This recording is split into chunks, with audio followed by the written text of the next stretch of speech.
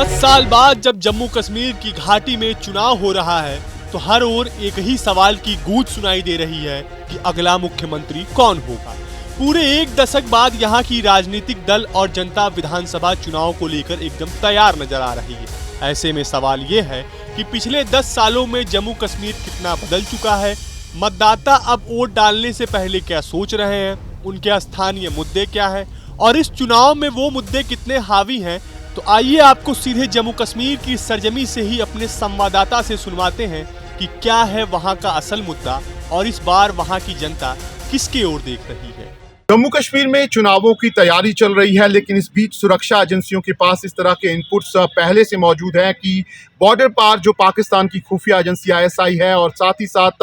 आतंकी संगठन हैं, वो इलेक्शन को में खलल डालने को लेकर यहाँ पर कोई बड़ी वारदात को अंजाम दे सकते हैं। लेकिन इस बीच यहाँ पर जो सुरक्षा बल हैं उनको एक बड़ी कामयाबी जो है वो जम्मू के जो कठुआ और उधमपुर का बॉर्डर पड़ता है वहाँ पर मिली है और कल 2 विदेशी आतंकियों को यहाँ पर सुरक्षा बलों ने एक जॉइंट ऑपरेशन में यहाँ पर मार गिराया है। इन दोनों विदेशी आतंकियों से यहाँ पर M4 गन मिली है, इसके साथ ही साथ AK-47 राइफल और भारी तादाद में यहाँ पर हथियार जो हैं वो बरामद हुए हैं। लेकिन ये जो इनकाउंटर हुआ है उसके बाद यहाँ पर जो जम्मू कश्मीर पुलिस के DGP हैं RR स्वैन, उन्होंने एक बड़ा खुलासा किया है। उनके मुताबिक ये जो आतंकी हैं उनसे जो यहाँ पर M4 गन बरामद हुई है, इस तरह की गन्स जो हैं वो नाटो फोर्सेस अफगानिस्तान में यहाँ पर छोड़ के गई थी, जिनको अब यहाँ पर जम्मू कश्मीर में यहाँ पर आतंकियों के हाथ यहाँ पर दिया गया है। ऐसे में एक बड़ी चुनौती यहाँ पर सुरक्षा बलों के लिए है, लेकिन ज़रूर सुरक्षा बल जो हैं वो लगातार जो पाकिस्तान की तरफ से साजिशें हो रही हैं उन पर पानी फेर रहे हैं। अगर हम बात करें जम्मू रीजन की तो इस तरह के इनपुट सुरक्षा एजेंसियों के पास पहले से मौजूद हैं कि 50 से 60 आतंकी जो विदेशी आतंकी हैं वो जम्मू के अलग अलग इलाकों, खासतौर राजौरी, पुंछ, डोडा किश्तवाड़ और कठुआ उधमपुर के इलाकों में आने में कामयाब रहे हैं, जिसके बाद से ही सेना और पुलिस के यहाँ पर बड़े ऑपरेशंस जो हैं वो यहाँ पर जारी हैं और कई आतंकियों को पिछले कुछ समय में यहाँ पर मार गिराया गया है। लेकिन जो आतंकी पिछले कुछ दिनों में यहाँ पर मारे गए हैं उनसे ये M4 गन्स जो हैं वो यहाँ पर बरामद हुई हैं। ऐसे में अब ये साफ हो गया है कि ये जो गन्स हैं वो कहीं ना कहीं इन आतंकियों को यहाँ पर मिली हैं और ये गन्स जो हैं वो नाटो फोर्सेस अफगानिस्तान में छोड़ के गई थी, वही गन्स जो हैं वो अब यहाँ पर आई हैं और इसका इस्तेमाल यहाँ पर आतंकी जो हैं वो यहाँ पर कर रहे हैं। लेकिन सुरक्षा बल आतंकियों से निपटने के लिए पूरी तरह से तैयार है। यही कारण है कि कल उन्हें एक बड़ी कामयाबी जो है वो यहाँ पर मिली है।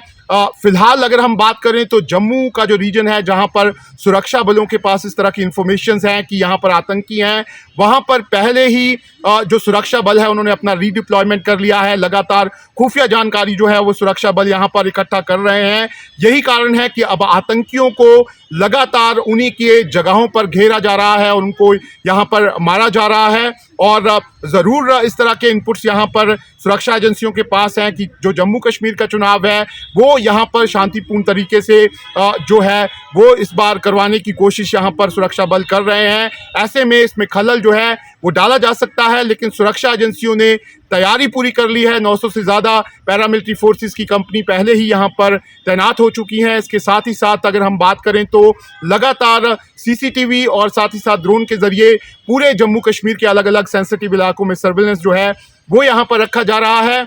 ऐसे में पाकिस्तान के तरफ जो बैठे हुए यहाँ पर लोग हैं वो ज़रूर यहाँ पर साजिशें जो हैं वो यहाँ इलेक्शंस को लेकर कर रहे हैं, लेकिन जम्मू कश्मीर पुलिस और सेना तैयार है और जितनी भी कोशिशें यहाँ पर की जा रही हैं उन्हें यहाँ पर विफल किया जा रहा है। अब बात करते हैं जम्मू कश्मीर में चुनाव आयोग द्वारा जारी की गई गाइडलाइंस की। दरअसल चुनाव आयोग इस बार चाहता है कि जम्मू कश्मीर में जो चुनाव हों वो पूरी पारदर्शिता से हों, इसलिए जम्मू कश्मीर में यहाँ पर चुनाव आयोग ने यहाँ के जो प्रशासनिक अधिकारी हैं और साथ ही साथ पुलिस के अधिकारी हैं उनके लिए यहाँ पर गाइडलाइंस जारी की हैं। इन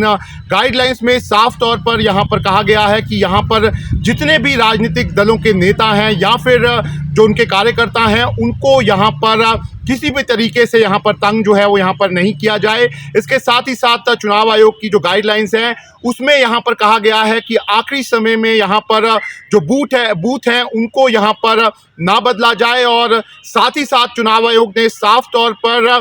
जो यहाँ पर राजनीतिक दलों की रैलियां शेड्यूल हुई हैं उनको आखिरी समय पर रद्द करने पर पूरी तरह से रोक जो है वो यहाँ पर लगा दी है। ऐसे में चुनाव आयोग साफ तौर पर यहाँ पे चाहता है कि इस बार जितने भी राजनीतिक दल हैं और यहाँ पर जो चुनाव हो रहा है वो पूरी पारदर्शिता से यहाँ पर हो। इसको लेकर चुनाव आयोग ने ये गाइडलाइन जो है वो यहाँ पर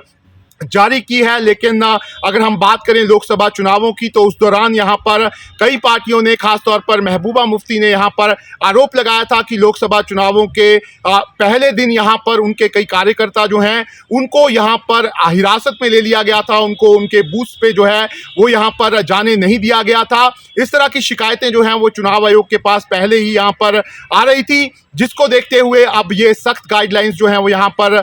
चुनाव आयोग ने जारी की हैं। चुनाव आयोग को जो लगातार यहाँ पर सूचनाएं मिल रही थी उसके आधार पर कुछ बड़ी ट्रांसफर्स जो हैं वो भी पिछले कुछ दिनों में यहाँ पर की गई हैं। अगर हम बात करें जम्मू कश्मीर की तो इस बार जो राजनीतिक दल हैं वो यहाँ पर बड़ी तादाद में यहाँ पर चुनाव में हिस्सा ले रहे हैं। इसी को देखते हुए अब तक चुनाव आयोग के पास चुनावी रैलियों को लेकर 3000 से ज़्यादा रिक्वेस्ट जो हैं वो यहाँ पर आ चुकी हैं, और उसमें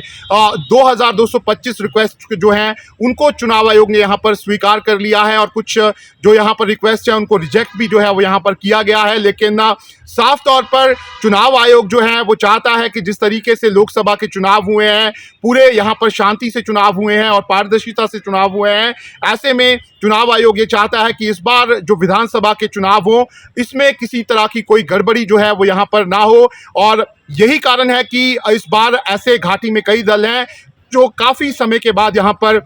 चुनावी मैदान में कूदे हैं। इसमें सबसे बड़ा नाम जो है वो यहाँ पर जमाते इस्लामी का है। वो 35 सालों से यहाँ पर एक्टिव पॉलिटिक्स से अलग थी, उन पर यहाँ पर फिलहाल बैन भी लगा हुआ है, लेकिन इस बार ये पहला मौका है कि वो यहाँ पर कई कैंडिडेट्स जो हैं उनको सपोर्ट कर रहे हैं, और उनका साफ तौर पर ये कहना है कि जो चुनाव यहाँ पर लोकसभा में हुए उसमें जो पारदर्शिता उन्होंने देखी है उसी के मद्देनज़र वो अब यहाँ पर चुनावों में हिस्सा जो है वो ले रहे हैं।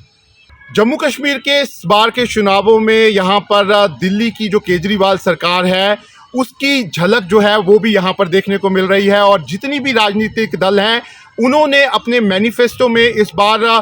बिजली को यहाँ पर प्रमुखता से जगह जो है वो यहाँ पर दी है। लगभग सभी पार्टियां ये कह रही हैं कि अगर वो यहाँ पर सरकार में आती हैं तो यहाँ पर जो लोग हैं उनको 200 यूनिट बिजली जो है वो यहाँ पर फ्री दी जाएगी। इसके अलावा ऐसी भी पार्टियां हैं जो ये कह रही हैं कि अगर वो सरकार में आती हैं तो यहाँ पर जो पुराने बिजली के बिल हैं लोगों के उनको यहाँ पर माफ़ कर दिया जाएगा। यहाँ तक कुछ दल ऐसे भी हैं जो ये कह रहे हैं कि जो यहाँ के पावर प्रोजेक्ट्स हैं जम्मू कश्मीर के उनकी बिजली जो है वो यहाँ पर लाने की कोशिश जो है वो जम्मू कश्मीर में वो यहाँ पर करेंगे। ऐसे में हर पार्टी जो है वो इस समय बिजली को एक तरह से अपना मुद्दा जो है वो यहाँ पर बना रही है। ऐसा देखा गया है कि जब अरविंद केजरीवाल ने ये मुफ्त बिजली का कंसेप्ट जो है वो दिल्ली में दिया था उसके बाद उनको भारी तादाद में यहाँ पर वोट जो है वो मिले थे। ऐसे में राहुल गांधी से लेकर महबूबा मुफ्ती और बीजेपी और साथ ही साथ नेशनल कॉन्फ्रेंस हर पार्टी जो है वो यहाँ पर लोगों से वादा कर रही है कि अगर वो सरकार में आते हैं तो उनको यहाँ पर मुफ्त बिजली की सौगात जो है वो यहाँ पर देंगे। लेकिन अगर हम जम्मू कश्मीर की बात करें तो पहले से ही जम्मू कश्मीर यहाँ पर बिजली के मामले में लॉस में चल रहा है। जम्मू कश्मीर की सरकार पर पहले ही बिजली को लेकर यहाँ पर काफ़ी कर्ज है। ऐसे में अगर ये पार्टियाँ यहाँ पर जीत कर भी आती हैं तो इनके लिए यहाँ पर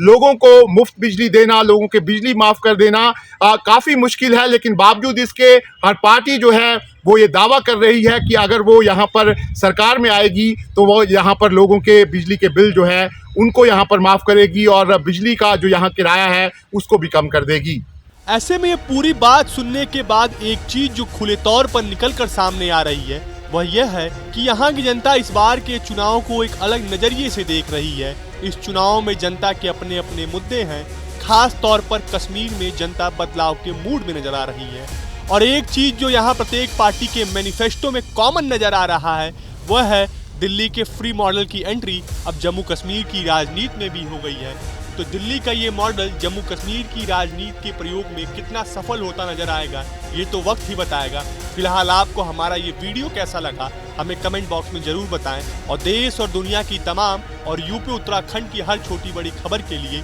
न्यूज स्टेट चैनल को सब्सक्राइब करना ना भूलें।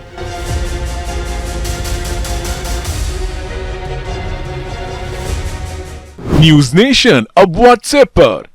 खबरों के ताजा अपडेट के लिए न्यूज नेशन के इस क्यूआर कोड को स्कैन करें।